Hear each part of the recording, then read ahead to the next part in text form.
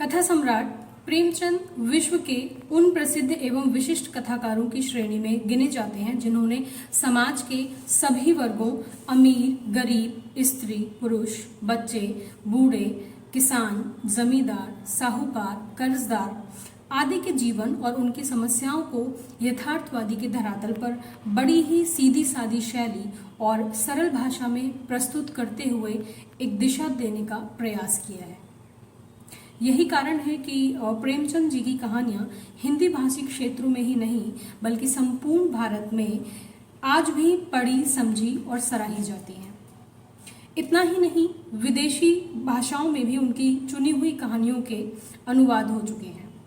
मुंशी प्रेमचंद जी की एक प्रमुख कहानी बड़े घर की बेटी की समीक्षा के साथ मैं लवी सिंह, बहेड़ी, बरेली, उत्तर प्रदेश से आप सभी के समक्ष उपस्थित हूँ।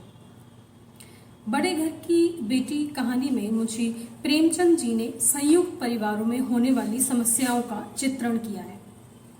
उन्होंने इस कहानी के माध्यम से ये बताने का प्रयत्न किया है कि संयुक्त परिवारों में बहुत छोटी छोटी सी बातों पर कलह हो जाती है, बात का बतंगड़ बन जाता है और फिर आपसी समझबूझ के से बिगड़ती हुई बात को संभाल भी लिया जाता है। बड़े घर की बेटी कहानी में प्रेमचंद जी ने भारतीय संयुक्त परिवारों के मनोविज्ञान को बड़ी बारीकी से दिखाने का प्रयत्न किया है। आनंदी एक बड़े घर की बेटी है जो मध्यम वर्गीय परिवार में ब्याही जाती है। पीहर में सब तरह के ऐशो आराम और सुख सुविधाओं के बीच पली आनंदी को यह पता नहीं होता है कि एक मध्यम आमदनी वाले परिवार का खर्च कैसे चलता है।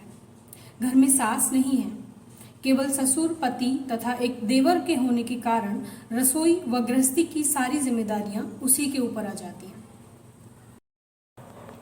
किफायत ना जानने वाली आनंदी जब महीने घर का घी कुछ ही दिनों में खत्म कर देती है तो एक दिन उसका देवर गुस्से से भड़क उठता है और दोनों में कहासुनी हो जाती है।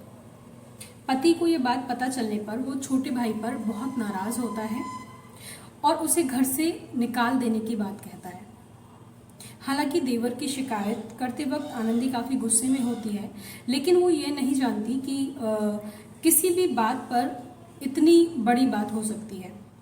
परिवार का विघटन तो वो किसी सूरत में भी नहीं चाहती। अतः लाख कोशिशों और मिन्नतों के बाद जैसे तैसे वो पति का गुस्सा शांत होता है और वो उस गुस्से को शांत कराने में सफल हो जाती है और परिवार को टूटने से बचा लेती है। पूरा गांव यही कहकर उसकी तारीफ करता है कि बड़े घर की बेटियां ऐसी ही होती हैं, बिगड़ी बात को भी सुधार देती हैं।